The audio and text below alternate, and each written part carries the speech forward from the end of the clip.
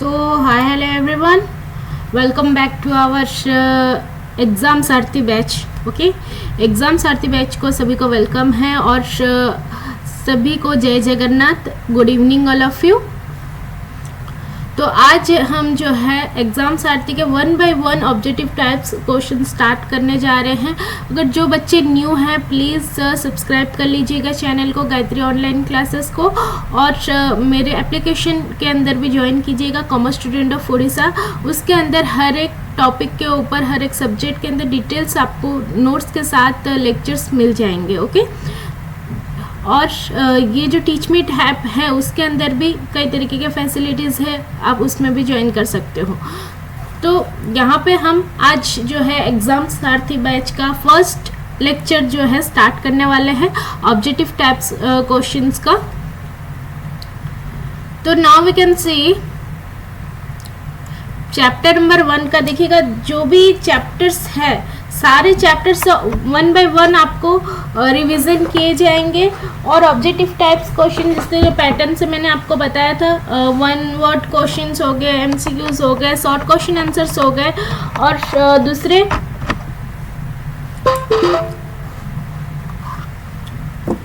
दूसरा जो है question answers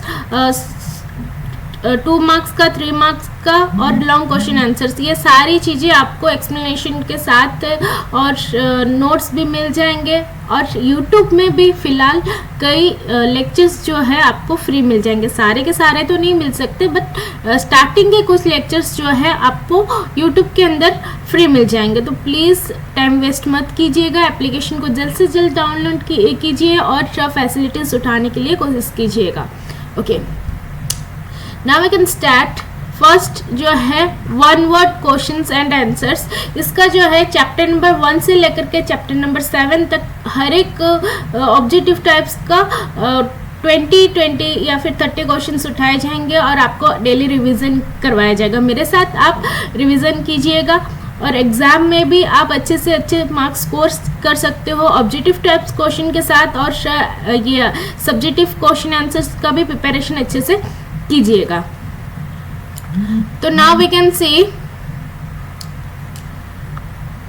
nature and scope of management. पहला चैप्टर है भाई नेचर और स्कोप ऑफ मैनेजमेंट का. 1 मिनट. जो भी सेशन को नए ज्वाइन किए हो प्लीज हैंड राइज कीजिएगा. New students please hand raise कीजिएगा.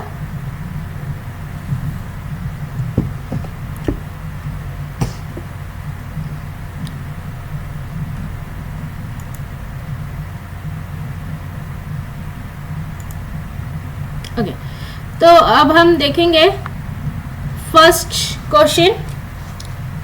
देखिएगा ये हर एक चैप्टर का मैं आपको करवाने वाली हूँ. कोई भी जो न्यू स्टूडेंट्स है ज्वाइन करने चाहते हैं, जो ओल्ड स्टूडेंट्स है उनको तो एप्लीकेशन के अंदर फैसिलिटीज़ मिल ही जाएंगे. साथ साथ जो न्यूली ज्वाइन करना चाहते हैं उनको 7 डेज का फ्री ट्रायल क्लास दिया जाएगा. 7 डेज के बाद आपको जो है पेड बैच में ज्वाइन करवाया जाएगा. तो प्लीज़ आप एग्ज़ाम सारथी बैच के जो भी ज्वाइन करना चाहते हैं, इंटरेस्टेड हो तो प्लीज़ मेरे से कॉन्टैक्ट कीजिएगा. Management is the art of getting things done. Okay, जो मैनेजमेंट एक आर्ट है, दूसरों के द्वारा काम करवाया जाता है. In the traditional is it the traditional approach में होता है या फिर मॉडर्न अप्रोच के अंदर होता है. ठीक है, जो मैनेजमेंट है एक आर्ट है, getting things done through others, दूसरों के द्वारा काम करवाने का तरीका वो किस में बताया गया है भाई? ट्रेडिशनल के अंदर बताया गया है. ट्रेडिशनल के अंदर इस चीज़ को बताया भाई दूसरों के द्वारा किस तरीके से काम लिया जाएगा और किस तरीके से दूसरों के द्वारा काम करवाया जाएगा. बट मॉडर्न अप्रोच के अंदर कई तरीके का सुधार लेकर के आगे आया हुआ है. प्रॉपर वे में प्लानिंग करने का, प्रोसेसिंग करने का, ऑर्गेनाइजिंग करने का, लोगों के साथ कोऑर्डिनेट होकर के काम करने का, उनका हेल्थ इश्यूज जो है उसको भी जो रिक्वायर करने का मतलब है ना सॉर्ट आउट करना है, और उनके साथ मिलजुल के काम करने का, उनका हेल्थ कंडीशन का भी देखने का रहता है, और सैलरी प्रॉपर टाइम पे देना रहता है. तो बहुत सारी चीज़ें जो है मॉडर्न अप्रोच के अंदर है. बट ट्रेडिशनल अप्रोच के अंदर क्या है, बस दूसरों के द्वारा काम करवाओ और अपना ऑर्गेनाइजेशन को इंक्रीज करवाओ। तो ये सारी जो प्रोसेस होते हैं वो पुराने कल के मैनेजमेंट के अंदर आता है, तो इसके वजह से वो ट्रेडिशनल अप्रोच कहा गया है। सेकंड क्वेश्चन क्या है देखेंगे, employees must be efficient. Employees क्या है, मस्ट बी इफिशिएंट होने चाहिए और इफेक्टिव होने चाहिए टू अचीव रिजल्ट्स को प्रॉपर वे में अचीव करने के लिए एम्प्लॉयज इफिशिएंट वे में और इफेक्टिव वे में काम करना चाहिए। हाँ सही बात है। विच इज दिस अप्रोच, इस अप्रोच को हम क्या कहते हैं देखिएगा, यहाँ पे मैनेजमेंट के अंदर क्या है, only getting things done to others, दूसरों के द्वारा काम करवाने का, ठीक है। बट एम्प्लॉयज को है ना इफिशिएंट वे में और इफेक्टिव वे में काम किस तरीके से करवाने का और उनका कोऑर्डिनेट होकर के काम कैसे करने का, उनको मोटिवेट करना काम करने के लिए और बाद में रिजल्ट को अचीव करने के प्रोसेस को हम क्या कहेंगे, मॉडर्न अप्रोच कहेंगे। ओके, थर्ड पॉइंट हम देखते हैं यहाँ पे, कॉम्पिटेटिंग द असाइंटेड टैक्स। असाइंटेड टैक्स मतलब जो भी टैक्स दिए गए हैं उसको प्रॉपर वे में टाइम वाइज कंप्लीट करना रहता है।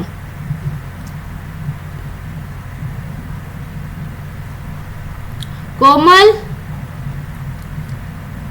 आप कल से मतलब ज्वाइन किए थे, कल क्लास नहीं देखा था आपने? हाँ, तो वो YouTube में भी अभी फ्री है, आप उसका भी लेक्चर्स देख सकते हो, ठीक है। अच्छा, completing the assigned tasks in time limit में अपना जो टैक्स से असाइन टैक्स दिया गया है उससे कंप्लीट करना है, इज नॉन एज इफेक्टिवनेस या इफिशिएंसी। चलो बच्चों, इफेक्टिवनेस और इफिशिएंसी फर्स्ट चैप्टर के ऊपर मैंने आपको पढ़ाया था। जो टैक्स दिए जाते हैं टाइम वाइज कंप्लीट करने के लिए उस प्रोसेस को हम क्या कहेंगे, इफेक्टिवनेस या इफिशिएंसी कहेंगे। ये जो टाइम लिमिटेड दिए जाते हैं ना, इफेक्टिवनेस के अंदर आता है, ठीक है, इफेक्टिवनेस। ओके, याद रखिएगा, जिस चीज में असाइन टैक्स दिए गए हैं और टाइम लिमिटेड में आपको कंप्लीट करना है, वो प्रोसेस को हम क्या कहेंगे ना, इफेक्टिवनेस प्रोसेस कहा जाएगा। इफिशिएंसी के अंदर बेटा क्या आएगा ना, जो काम दिए जाते हैं वो उसका रिजल्ट देखा जाता है और उस टैक्स को कंप्लीट करने के लिए आप कितना रिसोर्सेस यूटिलाइज कर रहे हो, मिनिमम रिसोर्सेस यूटिलाइज करके उस टैक्स को कंप्लीट करना रहता है। ओके, उसमें टाइम लिमिट का कोई वैल्यू नहीं रहता है, बट आपको अच्छे से अच्छे अपने रिसोर्सेस को यूज प्रॉपर वे में करके काम करना है। फोर्थ क्वेश्चन देखते हैं क्या है,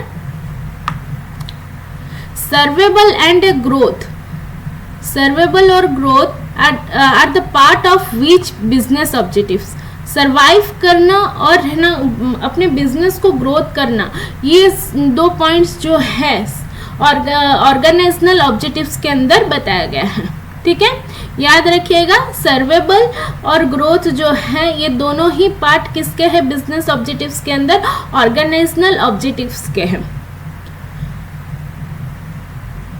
फिफ्थ पॉइंट क्या है, सप्लाइंग क्वालिटी गुड्स।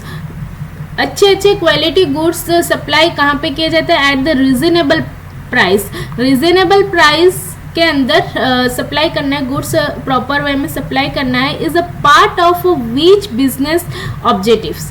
ये एक कौन से पार्ट है, बिजनेस ऑब्जेक्टिव्स का कौन सा पार्ट है, मतलब सप्लाइंग करना अच्छे क्वालिटी गुड्स को जो है रीजनेबल प्राइस के अंदर सप्लाई करना है, तो उसका आंसर क्या आएगा, सोशल ऑब्जेक्टिव्स। याद रखिएगा, रीजनेबल प्राइस के अनुसार जिस चीज़ को सप्लाई किया जाता है, गुड्स क्वालिटी अच्छा होना चाहिए और अच्छी प्रोडक्ट आप रीजनेबल प्राइस में देते हो, तो वो सोसाइटी की हेल्प के लिए दिया जाता है, सोसाइटी को दिया जाता है गुड्स और सप्लाई, तो वो सोसाइटी से रिलेटेड काम पे आता है, इसके लिए सोशल ऑब्जेक्टिव्स के अंदर आएगा बिजनेस का।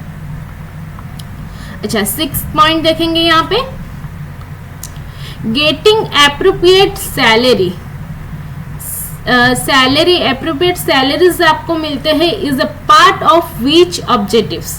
जो सैलरीज आपको मिल रहे हैं वो कौन सा पार्ट कहा गया है, मतलब जो सैलरीज आपको जैसे कि ऑर्गेनाइजेशन के अंदर कोई काम कर रहा है, बिजनेस से रिलेटेड हो, प्रोफेशन से रिलेटेड हो, एम्प्लॉय से रिलेटेड हो, ऑफिस से रिलेटेड हो, तो उनको क्या है सैलरीज मिलते हैं।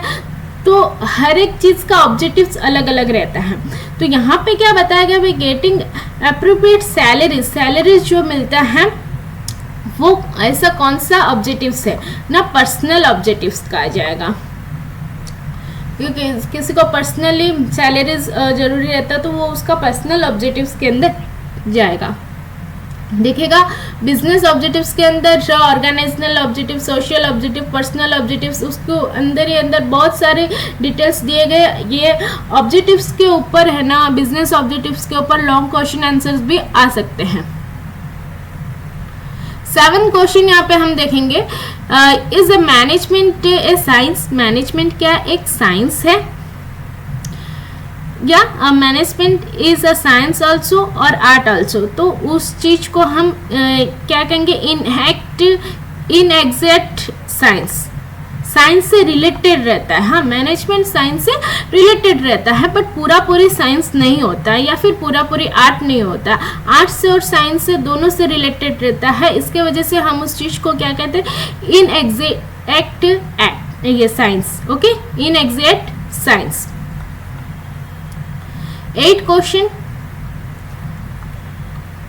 Is a management an art, management क्या एक आर्ट है? यस, मैनेजमेंट एक आर्ट है, क्योंकि है ना दूसरों के द्वारा आप काम करवा रहे हो, किस तरीके से करवाने का है और दूसरों से काम किस तरीके से निकालना है, वो जो है एक कला है, रहता है लीडरशिप के अंदर जो लीडिंग करता है पूरे ग्रुप को, और उनसे वो काम किस तरीके से, ऑर्गेनाइजेशन का काम किस तरीके से निकालेगा, तो वो एक आर्ट भी कहलाता है।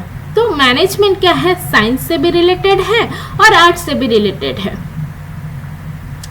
9 क्वेश्चन हम देखेंगे, do management bodies follow code of conduct, management bodies जो है कोड ऑफ कॉन्डक्ट को फॉलो करते हैं, like a professional bodies. Okay, code of conduct मतलब ये जो है प्रोफेशन के अंदर आ गया। कोड ऑफ कॉन्डक्ट जो भी आप चीज़ पढ़ाई कर रहे हो उससे रिलेटेड आप जाने जाते हो, जैसे कि आप लॉयर से रिलेटेड पढ़ रहे हो, LLB क्वालिफिकेशन, उससे रिलेटेड आप क्वालिफिकेशन गेन करोगे, या फिर है ना आप MBBS कर रहे हो और डॉक्टर बनना चाहते हो तो डॉक्टर से रिलेटेड आपका जो क्वालिफिकेशन है वो देखा जाएगा, या फिर आप कोई भी गवर्नमेंट काम कर रहे हो, ठीक है, गवर्नमेंट से रिलेटेड कुछ काम कर रहे हो, तो वहाँ पे क्या है कोड ऑफ कॉन्डक्ट लगते हैं। इसके द्वारा क्या है आपकी पहचान बनती है कि आप कौन से प्रोफेशन में काम कर रहे हो, लाइक प्रोफेशनल बॉडीज। ओके, तो यहाँ पे क्या बताया गया भाई, नो डू नॉट फॉलो। तो क्वेश्चन में क्या बताया भाई, मैनेजमेंट बॉडीज जो है कोड ऑफ कॉन्डक्ट फॉलो करता है प्रोफेशनल बॉडीज के अंदर। भाई मैनेजमेंट के अंदर, मैनेजमेंट तो हर एक चीज में काम पे आता है, ठीक है, छोटे से ऑर्गेनाइजेशन से लेकर के बड़े ऑर्गेनाइजेशन के अंदर, तो वहाँ पे कोड ऑफ कॉन्डक्ट नहीं कंसिडर किया जाएगा। बट आप कोई हायर क्वालिफिकेशन कर रहे हो, प्रोफेशनल वे में आप कुछ पढ़ रहे हो, या फिर आप कोई पर्सनली आप किसी चीज़ में क्वालिफाइड हो और उसमें आगे बढ़ना चाहते हो गवर्नमेंट, तो वो उसमें मैनेजमेंट से रिलेटेड वो कोड ऑफ कॉन्डक्ट नहीं कहलाएगा। 10th, is there are difference between administrations and management। भाई यहाँ पे क्वेश्चन पूछा गया है कि भाई डिफरेंस बिटवीन एडमिनिस्ट्रेशन और मैनेजमेंट का डिफरेंस बिटवीन है कि भाई यहाँ दोनों का कंसेप्ट अलग अलग होते हैं, एडमिनिस्ट्रेशन के कंसेप्ट अलग होते हैं और मैनेजमेंट के कंसेप्ट अलग रहते हैं। कभी मैनेजमेंट जो है एडमिनिस्ट्रेशन से अबव रहता है और एडमिनिस्ट्रेशन जो है मैनेजमेंट से अबव रहता है। और कई जगह पे जो है मैनेजमेंट और एडमिनिस्ट्रेशन दोनों ही सेम होते हैं। तो यहाँ पे ये जो है उसका कंसेप्ट डिफरेंट रहता है, तो आंसर क्या आएगा, डिफरेंट कंसेप्ट, क्योंकि दोनों के कंसेप्ट अलग अलग होते हैं, मैनेजमेंट के कंसेप्ट अलग होते हैं, एडमिनिस्ट्रेशन के कंसेप्ट अलग होते हैं। क्योंकि भाई मैनेजमेंट जो है ऑर्गेनाइजेशन के अंदर छोटे से लेकर के बड़े ऑर्गेनाइजेशन के अंदर काम पे आता है, ये तो आप जानते ही हो।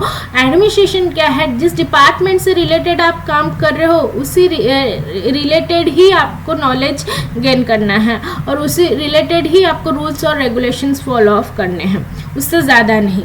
बट मैनेजमेंट क्या है, हर एक यूनिवर्सली हर एक प्रोसेस के अंदर काम पे आता है, तो दोनों का कंसेप्ट जो है अलग अलग होते हैं।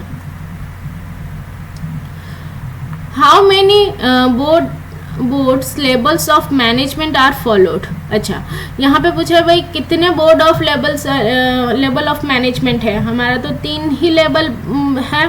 पहला क्या है बच्चों, फर्स्ट में टॉप लेवल, बीच में मिडिल लेवल और थर्ड में क्या आएगा, लोअर लेवल, सुपरवाइजर लेवल आएगा।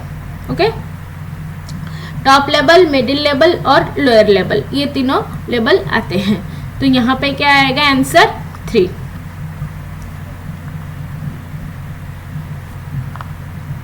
Twelve number, at which level of management policies are planted. कौन से लेवल में पॉलिसीज ज़्यादातर प्लांट होते हैं, प्लान बनाया जाता है, प्लानिंग किया जाता है ना भाई। टॉप लेवल मैनेजमेंट के अंदर कई तरीके के प्रोसेस और कई तरीके की जो फैसिलिटीज़ है, पॉलिसीज है, रूल रेगुलेशंस है, वो प्लानिंग टॉप लेवल मैनेजमेंट के अंदर होता है।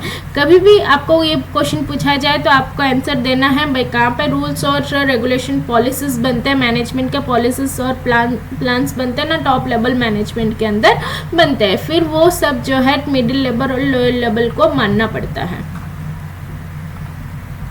अच्छा, question number 13, eight which level of a management executions of work is done. Execution कौन करता है भाई, प्लानिंग तो ऊपर कर दिया, टॉप लेवल मैनेजमेंट ने प्लानिंग कर दिया। मिडिल लेवल जो है एक दूसरे का जो कन्वर्सेशंस है, जो मैसेज है वो ट्रांसफ़र करवाएगा। बट एग्जीक्यूशन करने का काम किसका है ना, लोअर लेवल लोगों का रहता है, वर्कर्स और एम्प्लॉयज़ का रहता है। जो रूल्स और रेगुलेशंस है उसके द्वारा फॉलो ऑफ करके लोग अपने काम को इम्प्लीमेंट करते, एग्जीक्यूट करते हैं। तो लेवल ऑफ मैनेजमेंट के अंदर एग्जीक्यूशन ऑफ वर्क का काम कौन करता है ना, लोअर लेवल करता है। ओके,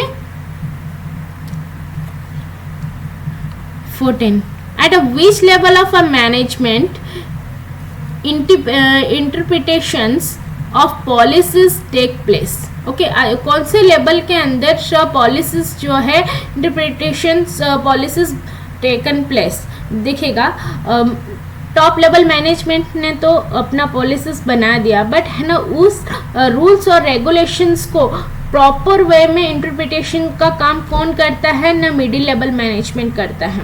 एक दूसरे के साथ लिंक रखता है। मिडिल लेवल मैनेजमेंट क्या है, टॉप लेवल मैनेजमेंट के साथ लिंक रखता है और लोअर लेवल मैनेजमेंट के साथ भी लिंक रखता है। तो वो जो है पॉलिसीज ट्रांसफ़र करता है 1 by 1। तो जब भी आपको पूछाया जाए कि इंटरप्रिटेशंस ऑफ पॉलिसीज कौन करता है, भाई पॉलिसीज और प्लान तो टॉप लेवल मैनेजमेंट ने बना लिया, ठीक है। मैनेजमेंट पॉलिसीज और प्लान्स किसने बनाया, टॉप लेवल मैनेजमेंट ने बनाया।